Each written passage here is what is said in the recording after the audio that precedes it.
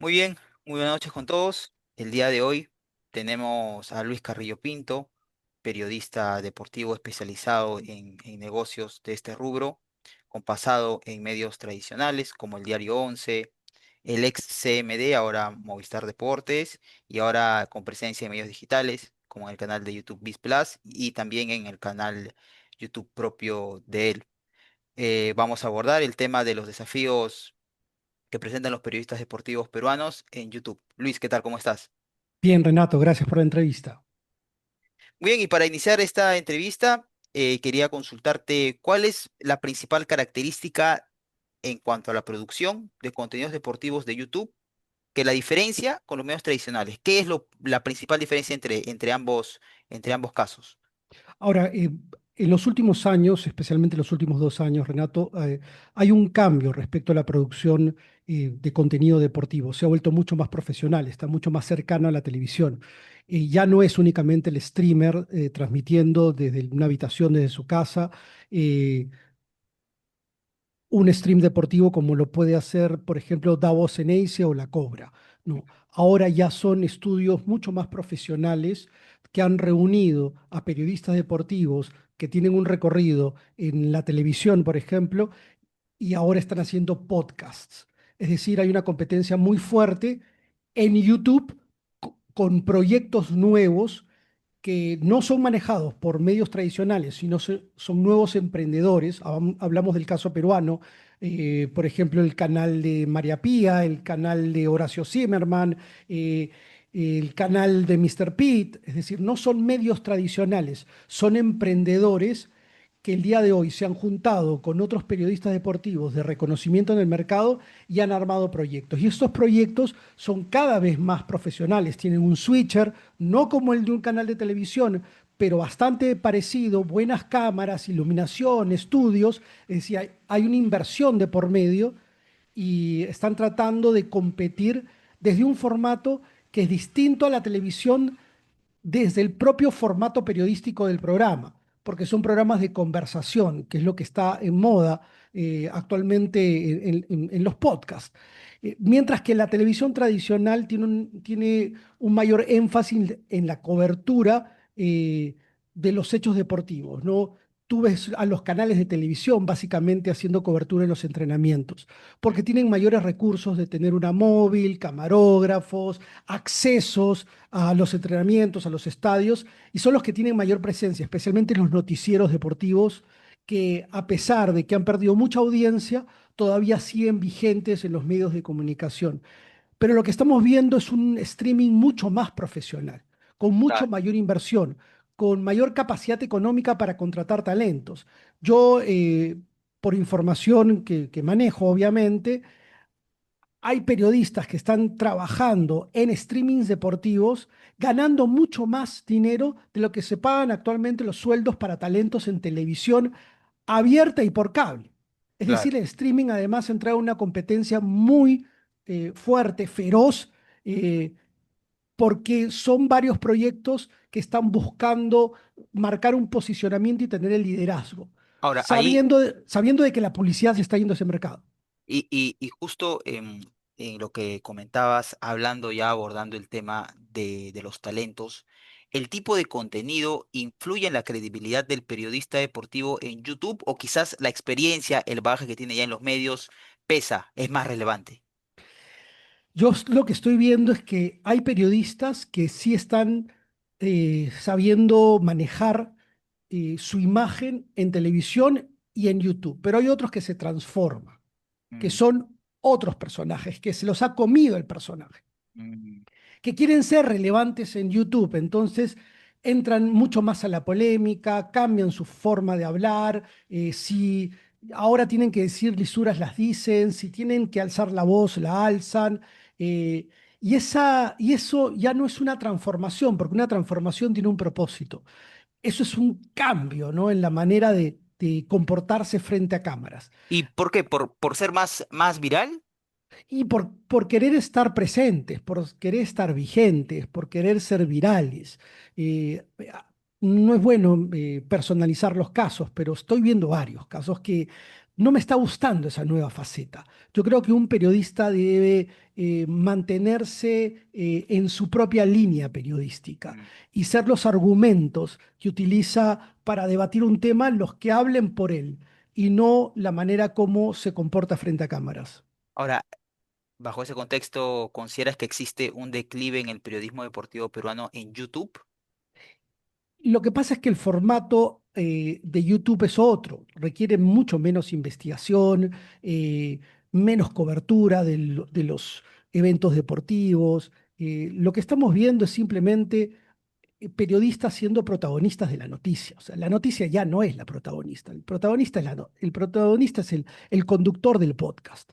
El Eh, debate, el comentario y eso. entonces los clips, y estamos en la época de los clips. O sea, los que están en un podcast están esperando que decir la frase adecuada para que sea clipeada y eso finalmente sea lo que más se transmita de ese contenido, ¿no? Mm. Entonces, estamos en una época de los clips en la que está obligando a los periodistas a generar conversación que sea clipeable.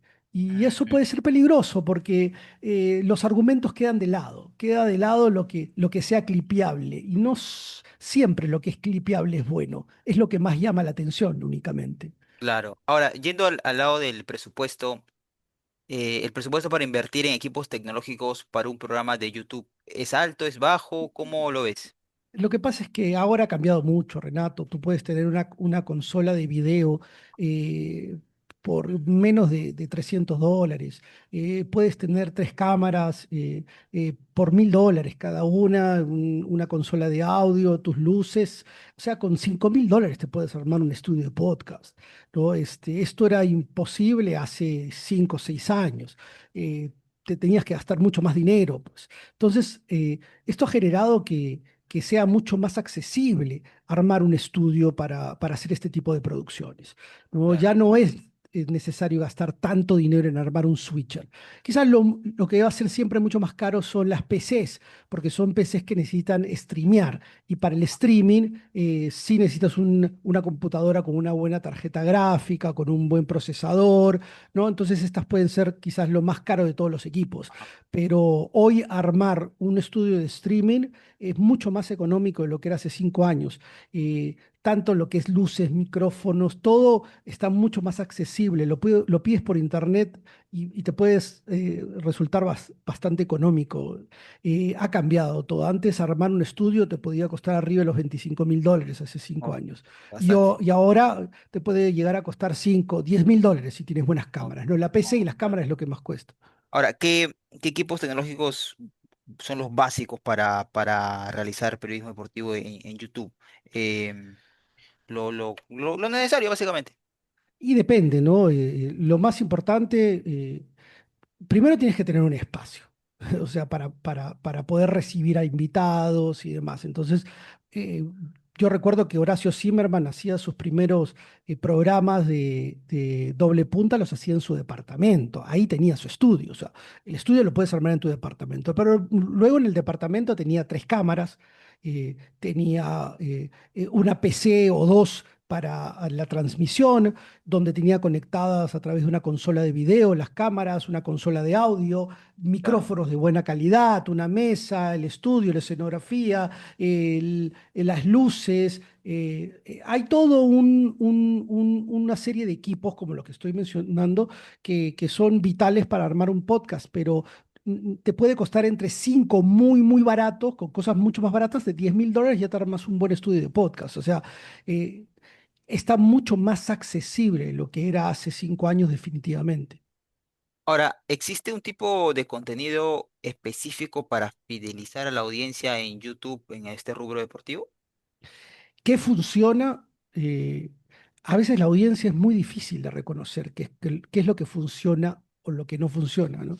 ¿Tú crees que a veces juntando a las 5 principales figuras deportivas y la gente te va a ver? Y no es así, ya hemos visto algunos casos, Mm. ¿no? Eh, yo creo que lo más importante es tener una figura que tenga comunidad, que sea el líder del grupo. Claro. Por ejemplo, ¿no? Mr. Pitt en A Presión. No importa con quién estén, Mr. Pitt, pero tiene que estar Mr. Pitt.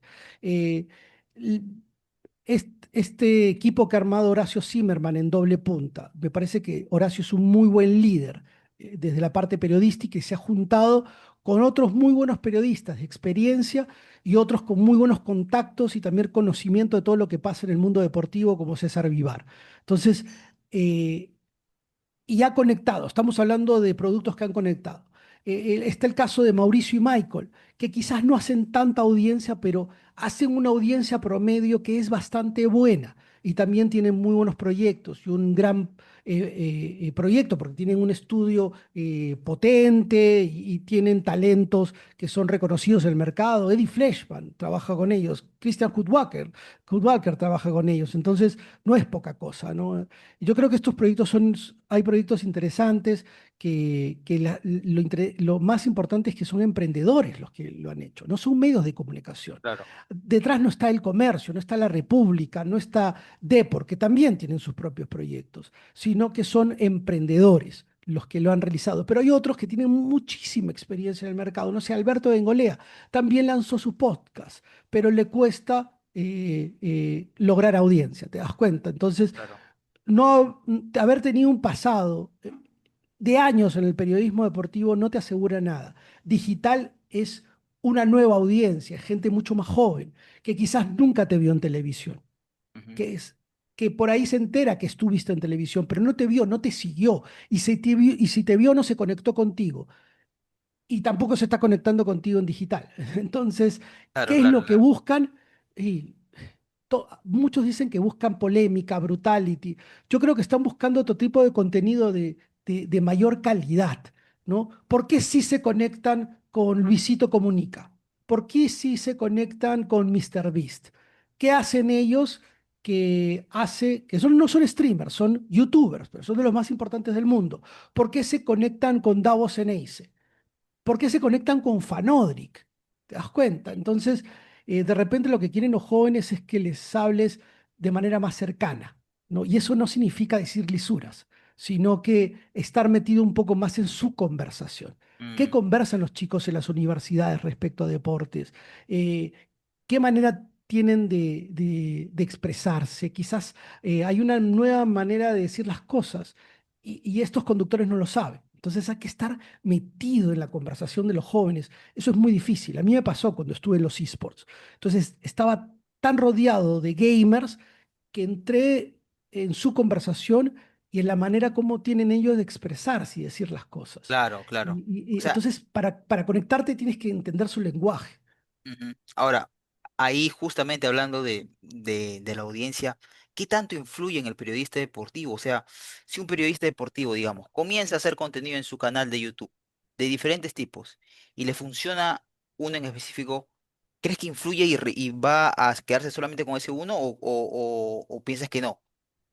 Y lo que pasa es que, Renato, el contenido también, uno puede ser muy, muy creativo Ujú. o te puede costar.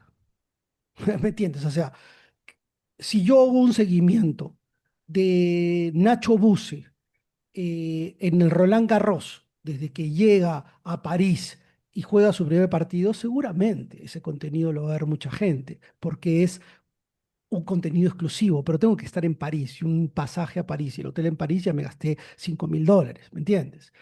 O puedo buscar los estadios abandonados de Lima y eso me va a costar el pasaje 10 soles a irme a un estadio abandonado en Chorrillos, ¿te das cuenta? O sea, claro, pero necesito el tiempo para hacerlo, tengo que ir a visitar uno, dos, tres, cuatro estadios, o de repente quiero hacer un streaming en directo desde cada uno de los entrenamientos de los equipos del fútbol peruano. O sea, el contenido cuesta y lo que cuesta es sostenerlo, porque yo puedo tener una muy buena idea y me resulta, pero para hacer esa segunda idea tengo que invertir y tengo que promocionarlo y tengo que hacer los clips y tengo que hacer el carrusel. ¿Te das cuenta? O sea, no es únicamente una buena idea de contenido, sino también el contenido adicional para que la gente que no lo vio pueda conectarse y pueda enterarse la próxima vez. O sea, hacer Claro. contenido es 360, es una cuestión de constancia y de tener un buen plan de todos los contenidos que tienes. que tienes que ir soltando poco a poco. Ujú, Si no claro. lo tienes de esa manera y no tienes un equipo o tú mismo no tienes el tiempo para hacerlo solo, es muy difícil que crezca. Ahora, yendo por el lado de lo audiovisual, ¿qué papel cumplen los recursos visuales en la elaboración de un programa de YouTube? ¿Es tan importante o si el talento es muy bueno, ya los recursos visuales pasan a un segundo plano y ya baja la importancia? Y ahora lo que pasa es que estás compitiendo con otros streamers que tienen una buena cámara, tienen luces, tienen un estudio bacán en su propia casa, de repente. Ujú, Y compites con los estudios de emprendedores o de medios de comunicación que también están produciendo en YouTube. Entonces la calidad s- se ha elevado, no es la pandemia donde se conectaban a través de un Zoom y transmitían. Eso funcionaba hace 5 años. Hoy YouTube exige mucho más calidad. Ahora, si tú eres Fanodric, te conectas desde tu celular caminando en la calle y vas a tener gente que te esté viendo, pero ujú. no todos son Fanodric. Claro, Entonces, lo que dices tiene que ser muy importante, tiene que ser muy relevante, tiene que ser muy interesante para que la gente se conecte no solo una vez, sino que además pase la voz y se conecte por segunda vez, por tercera vez, por cuarta vez, por quinta vez. Y una vez que ya se conectó contigo más de 5 veces, ya te puso seguir, ya es parte de tu comunidad, te buscó en Instagram, te buscó en Facebook, te buscó en Twitter, te siguió en TikTok, entonces ya lo tienes totalmente conectado contigo, es tu seguidor de verdad. ujú, ¿Y cómo haces para conseguir esos verdaderos seguidores? Con mucha constancia. ¿Importa la cámara? Bueno, ¿importan los recursos audiovisuales? Sí, porque vas a hacer contenido de mejor calidad. Porque si no vas a dedicarte al contenido, bueno, de repente no te compres nada que no vas a poder usar más adelante. Pero si te has decidido dedicarte al contenido, trata de invertir en ello, que ahora es mucho más accesible que antes. claro. Ahora, bajo esta experiencia que tienes en los medios digitales, ¿has visto o de repente en Bisplus o las veces que te han invitado a la Rorro u otros programas? ¿Has visto que existe un encargado específico de diseñar los títulos y las portadas en un programa de YouTube que entiendo que es vital porque muchas personas se conectan al ver una portada llamativa y le dan clic y comienzan a consumir el programa? Y es fundamental porque es lo primero que ven. O sea, lo primero es el título, la portada, eso es súper importante.